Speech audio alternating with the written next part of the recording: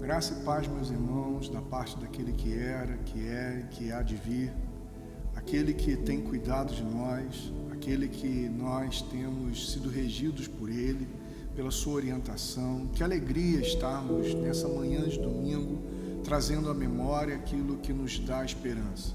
Nesse primeiro dia da semana, onde nós estamos aqui para recebermos de Deus a iluminação, recebermos de Deus a revelação, recebemos de Deus a inspiração para que enfrentemos a semana como quem tem a entregar, não como quem tem a receber, não como quem tenha que lutar para conquistar algo, mas como quem luta para entregar e revelar aquilo pelo qual foi conquistado. Nós fomos conquistados na cruz de Cristo pelo amor de Deus Pai. Nós somos fruto da conquista, do mérito de Cristo Jesus. Tudo que vivemos não é fruto do nosso empenho, do nosso esmero, do nosso labor. Tudo que vivemos é fruto dos méritos de Jesus. Por isso, nessa manhã de domingo, manhã de ressurreição, primeiro dia da semana, foi que nosso Cristo vem e traz para nós a sua revelação, a sua direção, nesse tempo de tantas aflições, nesse tempo de tantas perturbações, nesse tempo de tantas notícias ruins. É uma alegria nós podermos sentarmos e meditarmos na palavra do Senhor. Estamos longe fisicamente, mas talvez não estejamos tão perto, ou não tivemos o privilégio de estarmos tão aproximados há tanto tempo quanto nesse tempo.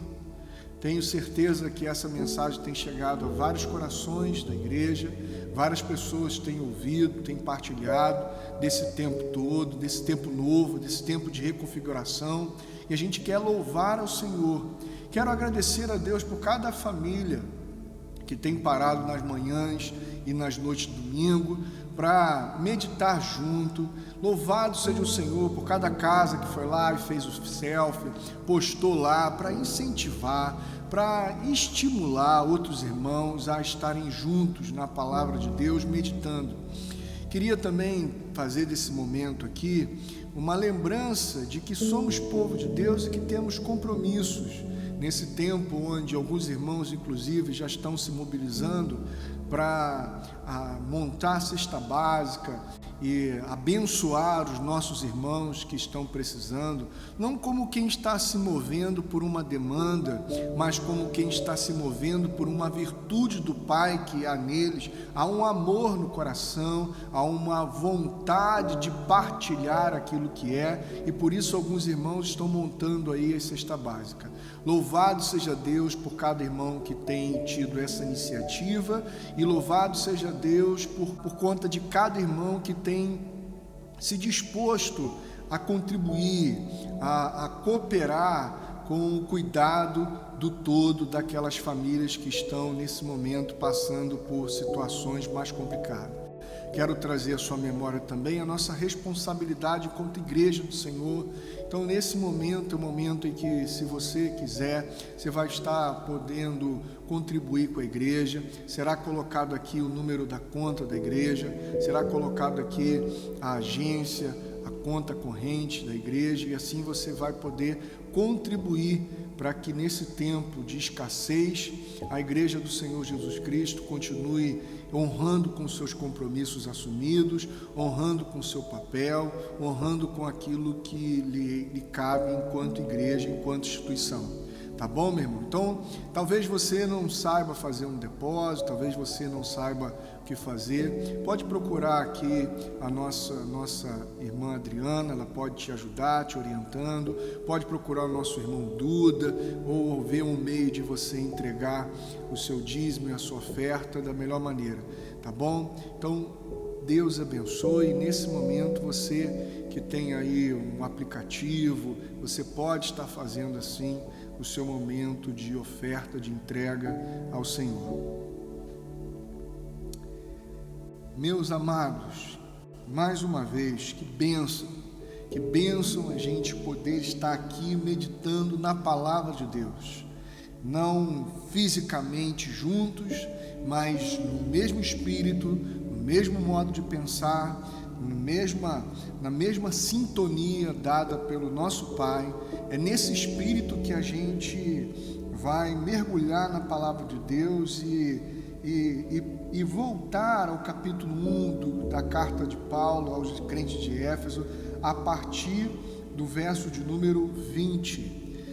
Carta do apóstolo Paulo aos crentes de Éfeso, a partir do verso de número 20. Nós temos meditado nesse tempo como quem foi inspirado por Deus a refletir sobre essa temática: vivam como filhos da luz.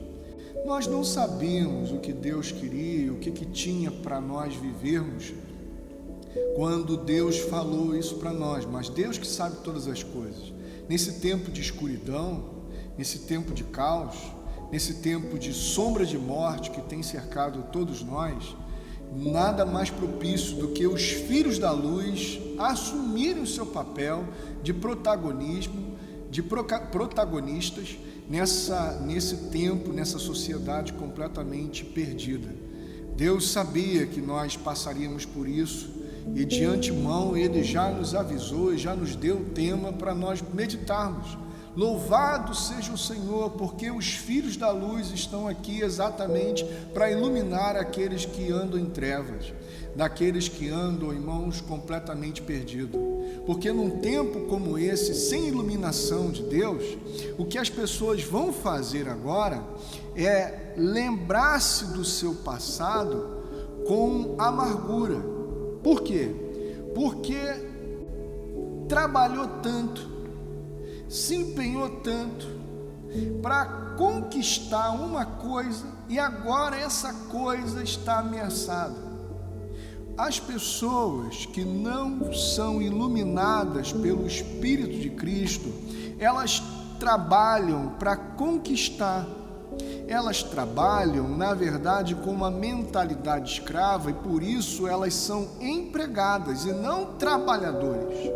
Porque os trabalhadores são aqueles que estão aqui para manifestação de virtude de Deus e não como quem está aqui para assegurar a vida a partir daquilo que tem, a partir das posses. Mas os trabalhadores são aqueles que estão aqui para manifestar a vida que lhe foi dada na cruz do Calvário. Por isso, nós não olhamos para o passado como quem lamenta o que conquistou e agora está ameaçado a ser perdido. Nós olhamos para o passado com esperança e vimos que aquele que era, ou seja, o Deus que esteve conosco em nossa história, é o Deus que é o Deus que é no presente. E é porque é o Deus que é no presente, é o Deus que há de vir. Então, o nosso passado não é uma lembrança de amargura. O nosso presente não é regido por um medo. O nosso futuro não nos causa ansiedade. Por quê? Porque nós sabemos que aquele que era, lá no passado, onde tudo aquilo que fizemos manifestando a virtude do nosso Pai que estava conosco no passado.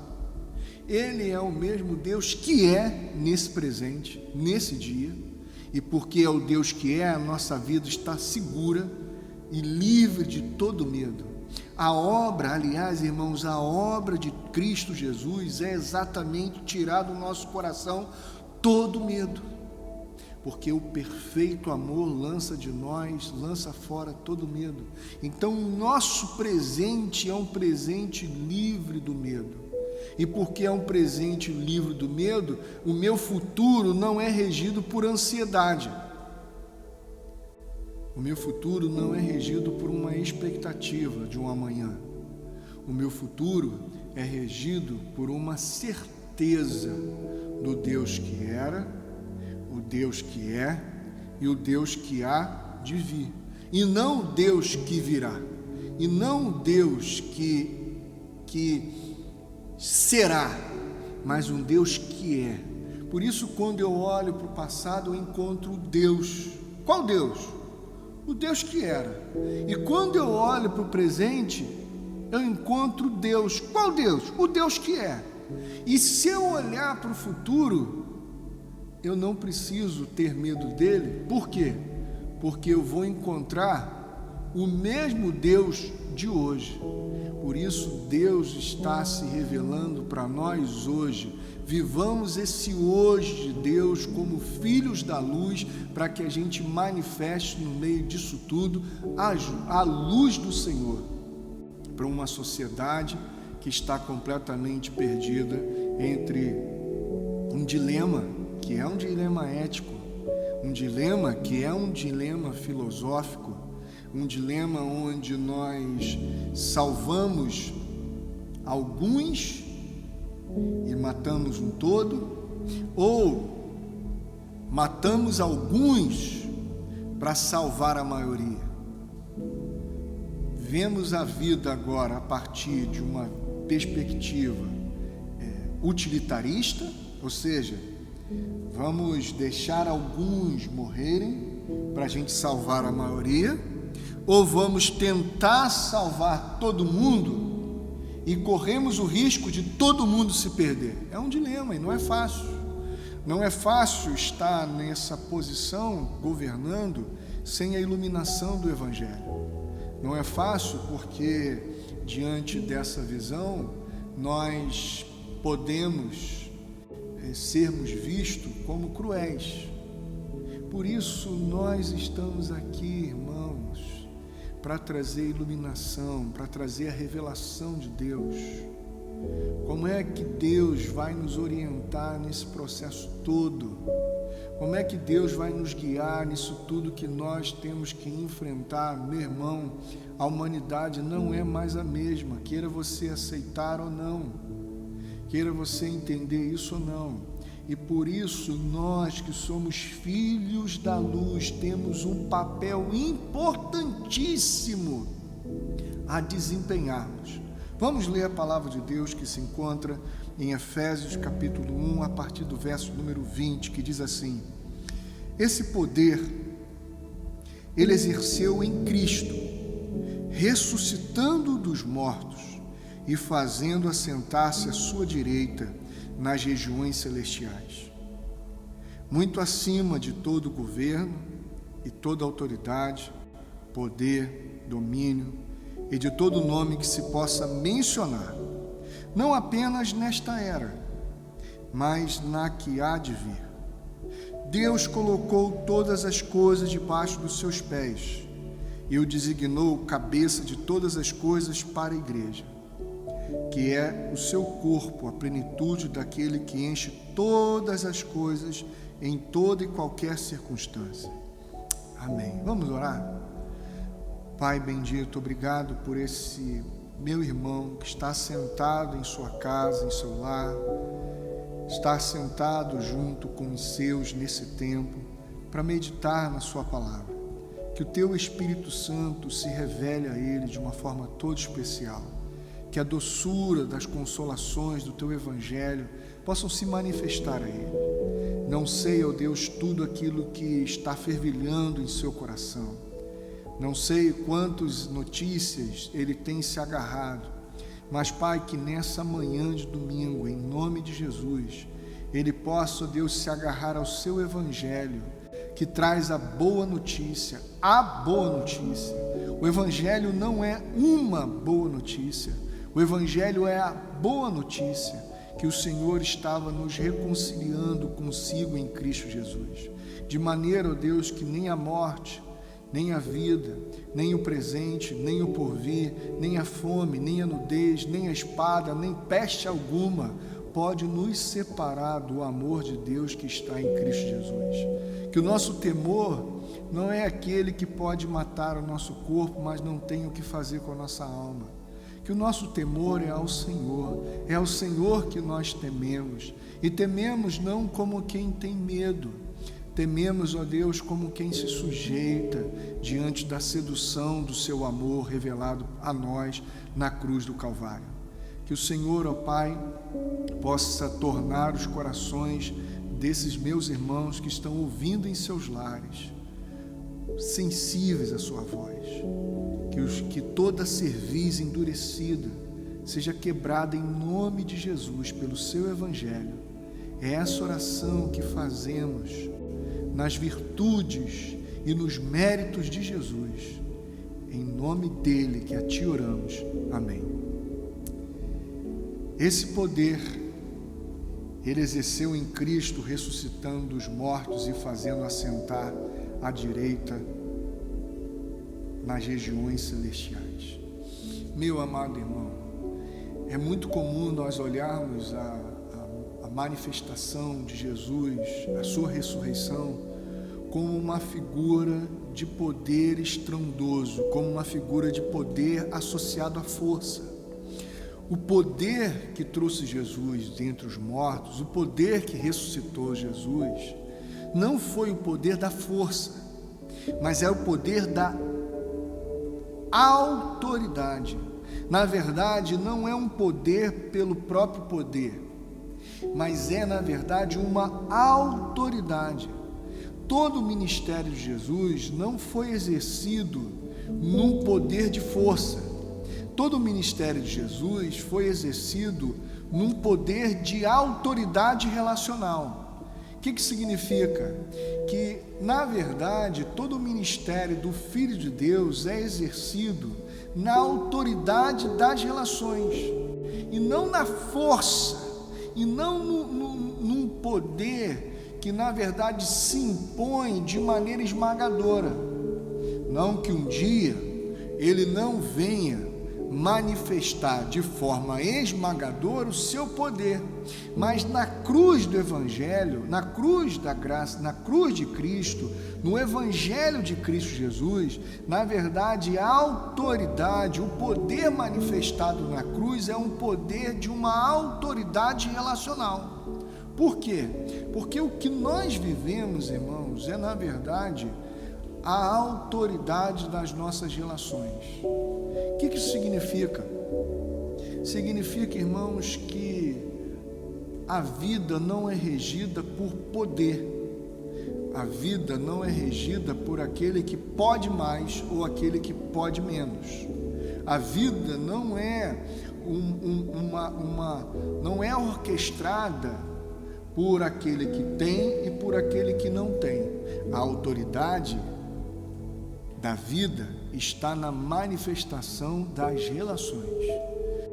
Quando o ser humano vê a vida a partir do poder, ele vive uma crise de covardia.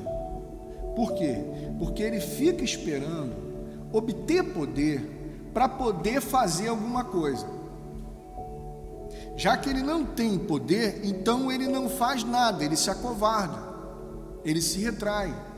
E a covardia é um problema sério. Por quê? Porque os covardes são colocados no livro de Apocalipse ao lado dos idólatras, dos assassinos, dos homens sanguinários, dos promíscuos.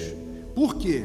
Porque Deus nos deu um poder, Deus nos deu o poder que há na autoridade das relações. E por que pensamos que a vida se manifesta pelo poder e não pela autoridade? Quando eu olho para mim e vejo que me faltam alguns recursos, eu não me imponho como uma autoridade. Por exemplo, meus irmãos, quando Davi enfrentou Golias, ele não enfrentou com poder. A maioria da população de Israel, ou melhor dizendo, todos os seus contemporâneos, porque ninguém foi lá, todos os seus contemporâneos estavam olhando aquele embate como um embate de poder e não como um embate de autoridade. Por exemplo, Golias, um homem forte, um homem viril, um homem completamente equipado e adestrado para a guerra, desafiou o exército. E o exército inteiro olhou para si e não viu as habilidades poderosas, tal qual a de Golias. Se Golias tivesse sido um cara franzininho e desafiasse lá qualquer outro soldado mais forte de Israel, provavelmente um israelita iria enfrentar esse soldado, porque ele acha que a vida é regida por poder e não por autoridade. E não que a autoridade está nas relações.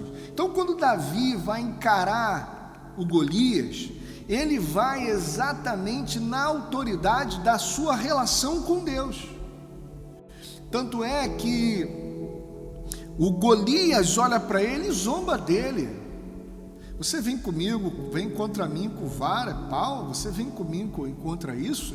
Você não está vendo o meu tamanho? Você não está vendo todos os meus recursos? Você não está vendo a minha lança? Você não está vendo tudo isso? E a única coisa que Davi conseguiu enxergar nele foi a sua incircuncisão, o seu paganismo. Você é alguém desprovido de autoridade, porque você não representa uma relação, você não representa uma relação de afeto, você não representa uma relação de amor. Eu vou contra você, não com o poder, eu vou contra você representando o Senhor dos Exércitos. Porque eu estou indo contra você no nome da relação que nós, povo de Deus, temos com o Senhor. Isso é tão maravilhoso, irmãos, que o Davi disse assim: você vem contra mim com espada, com lança e com dardos, mas eu vou contra você em nome do Senhor dos Exércitos, o Deus dos exércitos de Israel, a quem você desafiou. Hoje mesmo o Senhor o entregará nas minhas mãos, e eu o matarei, e cortarei a sua cabeça. Hoje mesmo darei aos cadáveres do exército filisteu às aves do céu, e aos animais selvagens, e toda a terra saberá que há Deus em Israel. Ou seja, meu querido irmão, Davi não vai confiado no poder, Davi vai confiado na autoridade das relações. Meu querido irmão, nós não temos poder para resolver tudo isso que está acontecendo no mundo, mas nós temos a autoridade das relações para revelar ao mundo que aonde está a salvação? Nas relações. Por exemplo, logo depois que Davi vai lá e mostra para o Golias que a vitória não é dos poderosos, que na verdade a vitória é de quem tem autoridade, e a autoridade está nas relações de afeto, de amor, nas relações de entrega, nas relações de mútua sujeição. Quando Saul viu Davi avançando para enfrentar o filisteu, perguntou a Abner, o comandante do exército: Abner, quem é o pai daquele rapaz? Quem é o pai dele? Saul não perguntou quem era ele, o que ele fazia, onde ele estudou, onde ele se formou, com quem ele treinou para ser um guerreiro. A pergunta de Saul é: da onde ele vem? Ele representa quem? Qual é a casa que ele representa? Quem é o pai dele? Quem é o pai dele? Meu querido irmão, nós precisamos nos manifestarmos nesse tempo com a autoridade de Cristo, com a autoridade das relações de amor e de afeto. Por quê? Porque as pessoas vão perguntar quem é o pai dessa gente. Meu querido, a salvação não vem dos poderes. A salvação não veio do palácio, não veio do palácio de Herodes. A salvação veio de uma relação familiar, de um José e Maria que se sujeitam e são salvos por uma criança. Por uma criança. Nós, irmãos, podemos proclamar para o mundo agora um jeito de viver, mostrando que a salvação não vem da economia, que a salvação não vem da autopreservação, que a salvação vem da partilha, irmãos. Nesse tempo, nós como Igreja de Jesus podemos partilhar Nesse tempo, nós, como Igreja de Jesus, podemos nos repartir e comungarmos. Podemos, irmãos, partilharmos a nossa comida, podemos partilhar a nossa bebida, de maneira que ninguém tenha falta de coisa alguma, de maneira que ninguém precise ficar desesperado, porque não vai faltar coisa alguma para ela, porque o Pai tem cuidado de nós. Que os homens não são órfãos, que os homens foram criados por um Deus que é Pai, por um Deus amoroso que veio aqui no seu Filho para se revelar como um Pai de amor, e portanto eles não são órfãos. Inclusive o nosso Pai faz com que esses que estão se sentindo hoje solitários, se vendo sozinhos, possam habitar em família, e nós que somos Igreja de Cristo, somos sua família. Nós temos, irmãos, o Espírito de Cristo, e porque temos o Espírito de Cristo, nós nos entregamos. Jesus na cruz do Calvário, meu irmão, Ele não se entregou como quem perde a vida. Jesus se entregou como quem revela a vida. Jesus não morre como quem se acaba. Jesus morre como quem manifesta a vida. Muita gente vai tentar se salvar nesse momento todo e vai viver a vida como quem se acaba. E muitos de nós vai se entregar nesse tempo todo e vai morrer como quem vive. Você está entendendo, meu irmão? Está fazendo sentido para você? Por isso o texto vai dizer para nós lá de Efésios que Deus colocou todas as coisas debaixo dos seus pés e o designou cabeça de todas as coisas para a igreja, que é o seu corpo. Meu irmão, não existe mais hoje Jesus sem a igreja.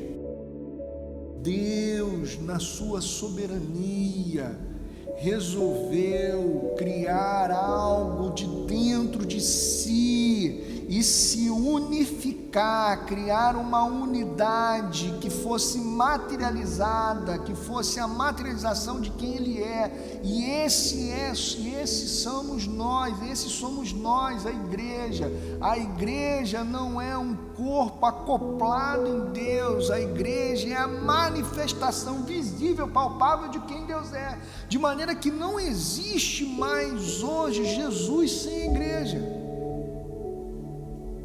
Jesus sem igreja. Por isso que dá tanta confusão, irmãos, quando falamos assim, Cristo e a igreja. Porque nós achamos que Cristo é uma coisa, igreja é outra. Nós achamos que Jesus é uma coisa, igreja é outra. Não, irmãos. Agora nós somos um. Nós somos feitos um com Jesus. De maneira que é o seu corpo a plenitude daquele que enche todas as coisas. Meu amado irmão, lá no início, lá em Gênesis capítulo 1, verso de número 28, a Bíblia diz que Deus criou o homem e disse, Deus os abençoou e disse, sejam férteis, multipliquem-se e encham a terra. Nós somos aqueles que podemos multiplicar as virtudes de Deus que estão em nós e podemos encher a terra faminta. Podemos encher a terra sedenta. É um tempo, irmãos, da igreja assumir o seu protagonismo.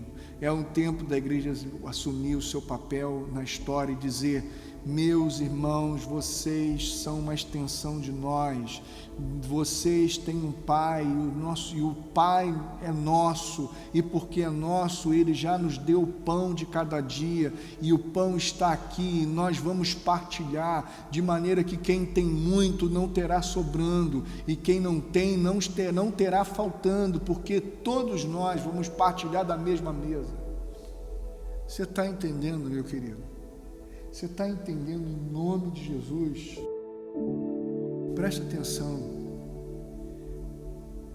Os céus proclamam a glória do Senhor.